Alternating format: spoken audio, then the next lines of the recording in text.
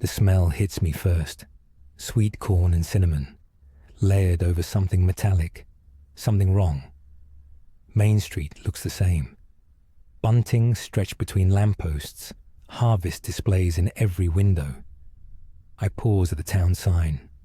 Welcome to Havenbrook, where the crops never fail.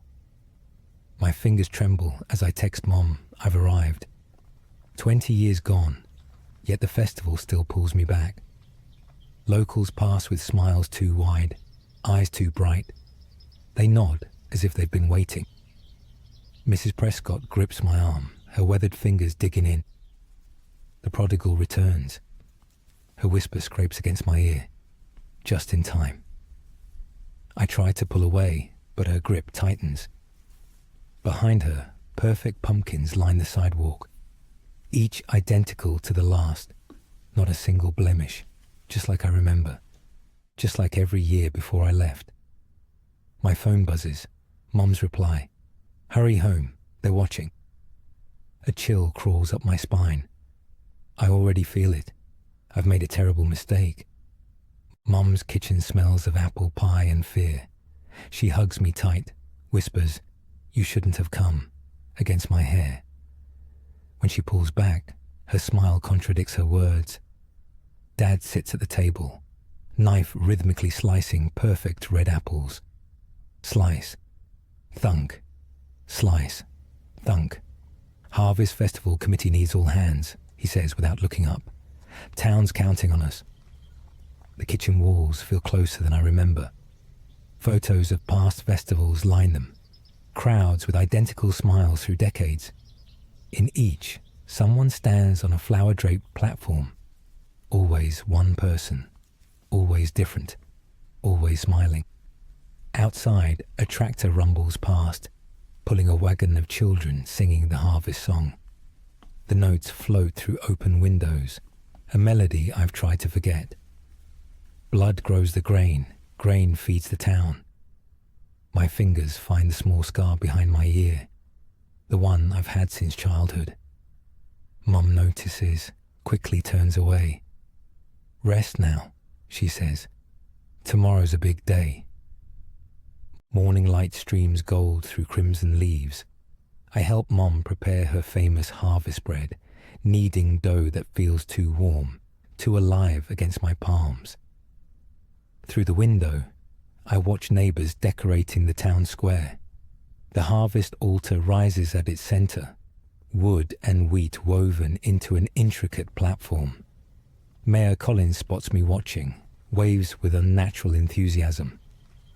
The mills are at full capacity, Dad announces, reading the newspaper. 5th record year. Mum's hand still. That's nice, dear. Her voice carries a tremor.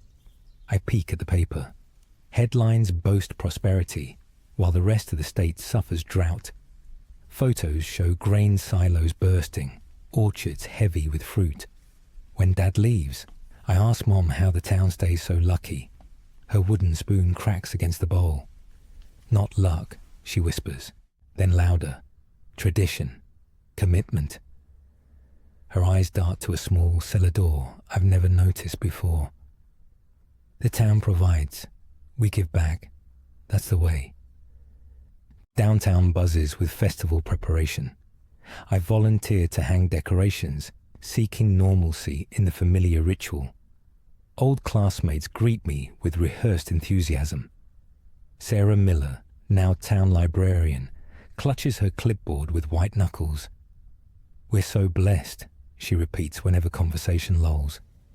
I mention the drought affecting nearby counties. Faces tighten. Conversations stop. Not here, someone murmurs. Never here.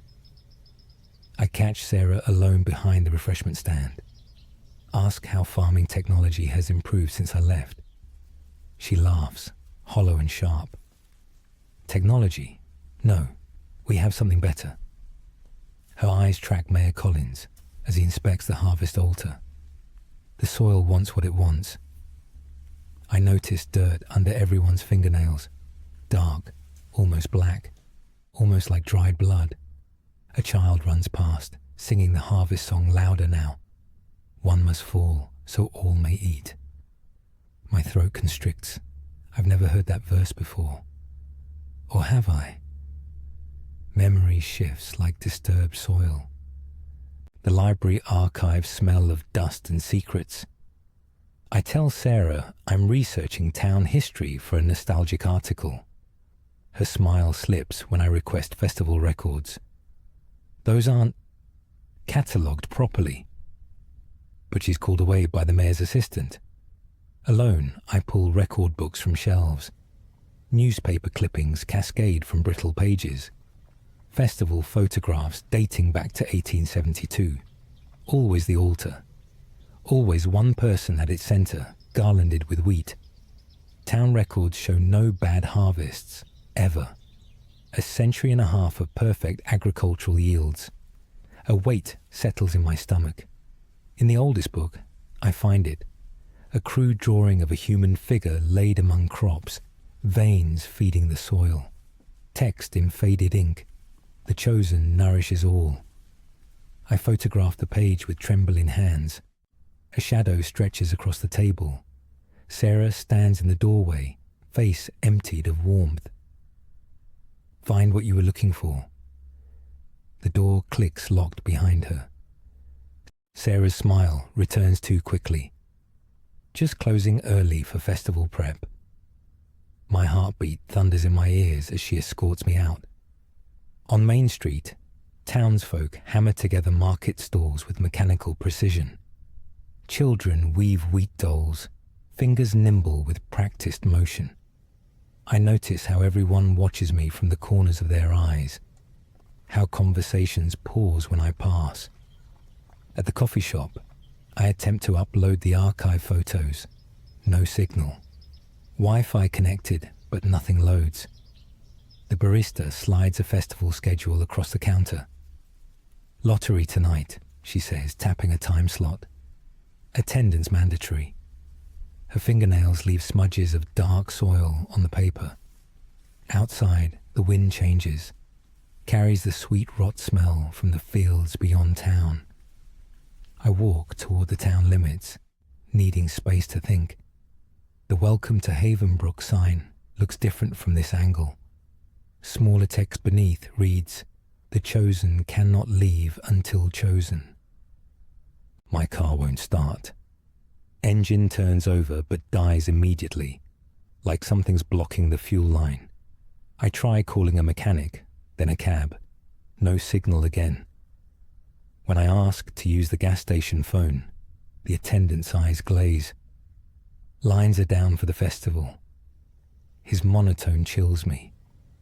No one leaves during festival week. I start walking, following the highway out of town. The sun beats down, but the air grows colder with each step. After 20 minutes, the road shimmers, then seems to loop. Somehow I'm walking back toward town. I try again, and again. Each attempt ends with me facing Havenbrook, as if the road itself rejects me. Dizzy and disoriented, I stumble into the ditch, feel something beneath my fingers, dig into the soft earth, uncover a bracelet, then a watch, a ring, personal items buried at the town's edge, all left behind by people who never left. I find Dad in his workshop, carving intricate designs into a wooden chalice. Hands steady, eyes vacant. The harvest song hums from his lips. I confront him with what I've found.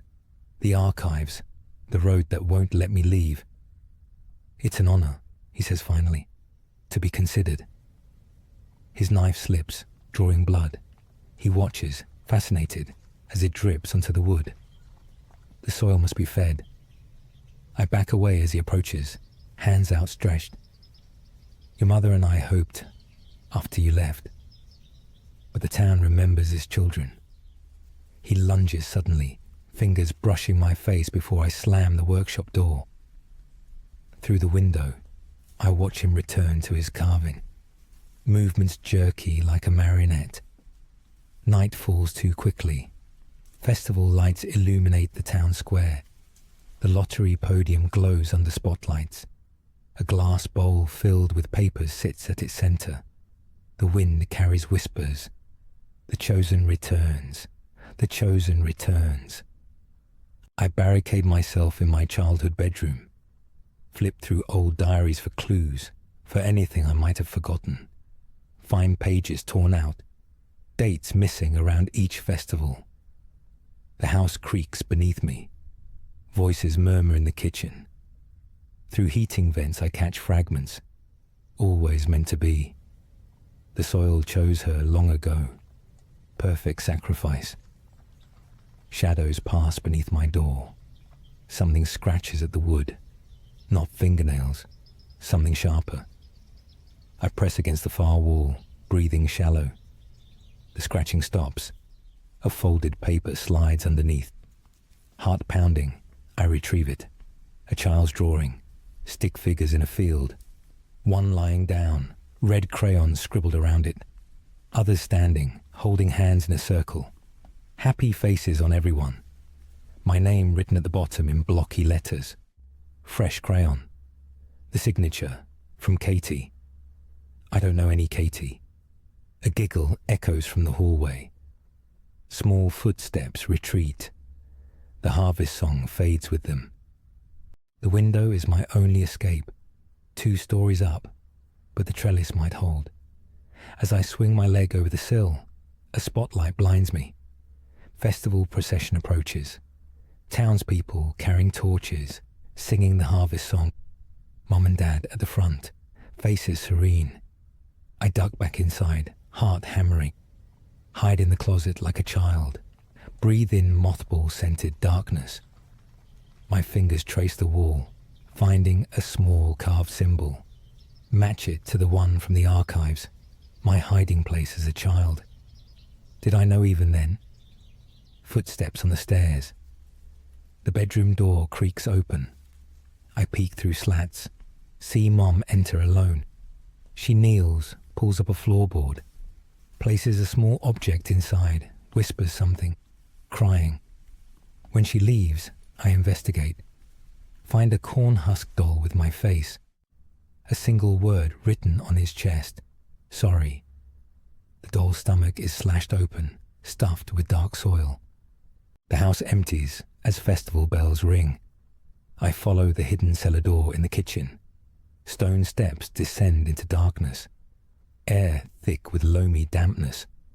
My phone flashlight reveals walls lined with ceremonial tools, knives, chalices, masks, ancient and new side by side. Historical record in steel and silver. At the center, a stone table. Grooved channels run from its edges to a collection basin. The floor beneath, disturbed earth. I dig with bare hands, frantic. Unearth fabric, a blue dress, the one I wore at 16, my last festival before leaving. Memories rupture through mental walls. Standing on the altar, the lottery. My name called, running away that night. The town hunting me to the border. The bargain I made. Someone else taking my place. The memory I surrendered as payment. My fingers touch something else buried. A bone, small. A child's finger. Then another. And another. Not one sacrifice. Hundreds. Bells ring louder. I pocket a bone as evidence and flee the cellar. Through back streets toward the highway. One more escape attempt. A figure blocks my path. Sarah from the library. Others emerge from shadows. Neighbors, friends, family. All moving with synchronous purpose.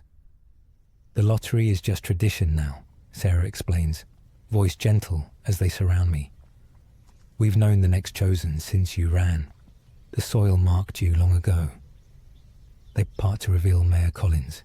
He holds up my corn husk doll, now leaking dark fluid. Your blood already feeds our prosperity, has for years. Each harvest, we take just a little. My scar burns as the understanding dawns. The annual headaches, unexplained anemia. Mom and Dad sending money even as they begged me never to return. Your full sacrifice will bring a century of abundance. The crowd presses closer. Their eyes reflect torchlight, pupils constricted to pinpoints. You belong to the soil now. They don't chase when I run, just follow at measured pace. The altar looms in the town square, festooned with corn husks and wheat, my name already carved in its base. I reach the Welcome to Havenbrook sign, legs burning. Try once more to cross the boundary. This time, no resistance. The barrier is gone. I could leave, but the bone weighs heavy in my pocket. The child sacrificed in my place. How many others before and after? I turn back, see the procession approaching. Their confident smiles waver as I walk toward them. The harvest song falters. They didn't expect this choice. In my hand, I clutch the ceremonial knife taken from the cellar. The soil must be fed, I agree, voice steady, but not with innocent blood, not anymore. I step onto the altar of my own accord, the knife raised not against myself, but toward those who've orchestrated this for generations. The true sacrifice Havenbrook needs. The soil will have blood tonight, just not mine. Don't face the horrors alone. Remember to like, subscribe, and share this video. And if you want your nightmare seen, email it to stories@hallowcroft.com.